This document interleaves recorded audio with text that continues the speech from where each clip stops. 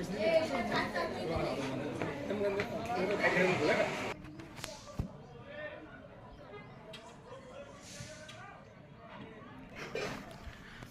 मंडप आज याच ठिकाणी 2 वाजता लग्न होणार आहे आणि ही दिदी जात आहे आणि ह्या लग्न मंडपाचा जी सुरुवात असते ह्या